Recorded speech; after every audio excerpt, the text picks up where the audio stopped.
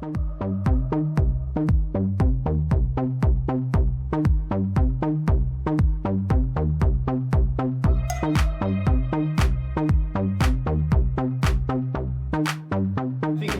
athletes that we have are, I mean, these guys are great. You know, it hasn't gone our way like we wanted to. You know, a lot of that is we got to do a better job at times. Our arm talent on the mound is really good. We're really young, but we've got a lot of talent that just needs to be refined. Get better in moments and, you know, command the zone better. Position player wise, I mean, we're deep and we're young. You know, we started pretty much every game. We're pretty much from the sophomore late, you know, 7, 8 guys in the lineup every time. You know, we've had a tough go around with some injuries. You know, one of our top guys, Dyer, went down 7 weeks ago with a hamstring injury. Smosna went down 5 weeks ago with a knee injury, and those are factors that we were able to overcome a little bit, but you're never truly able to completely overcome, because those are two difference maker type players.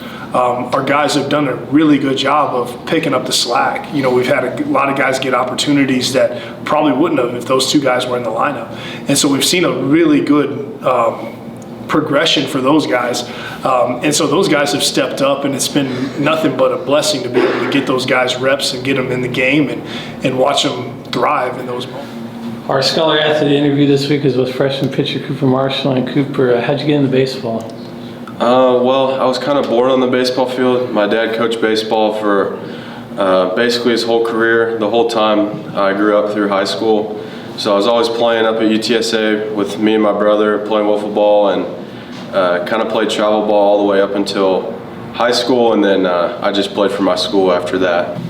When you look from the start of the season to now, what have you seen yourself progression-wise? I think I'm throwing more strikes, and I think I'm throwing my secondary pitches more efficiently. At the beginning of the year, I kind of threw a bunch of fastballs and got it by the hitters because they were still trying to catch up to seeing pitching for the first time. And then as the season progressed, my walk numbers went way up, and then that's when you see like really inflated earned runs, and that's when your ERA jumps, is when you're just not helping yourself out by putting runners on base. And then I think as the season's gone on, I've thrown the fastball less, which has been more effective because I've been able to throw different pitches for strikes, keep hitters off balance with different off-speed pitches. You know, your dad coached here.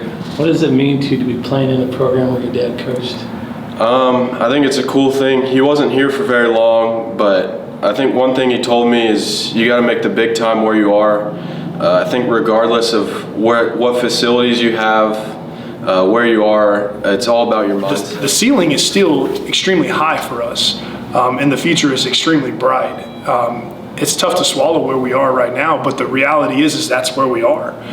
So we have to continue to battle and continue to fight, and we're going to do that. We're going to learn each and every game, and we're going to be better as we move forward. As I said every week, we just got to be better, and I think that's the truth. I think our guys are talented. I think the mindset is right. There's things we have to continue to refine and be better at.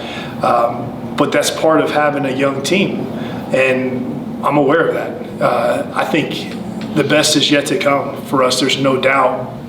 But for us as a team, we got to still fight. We've got TLU this week, and we've got Hardin-Simmons this week. So we're not looking forward to next year, we're looking for right now.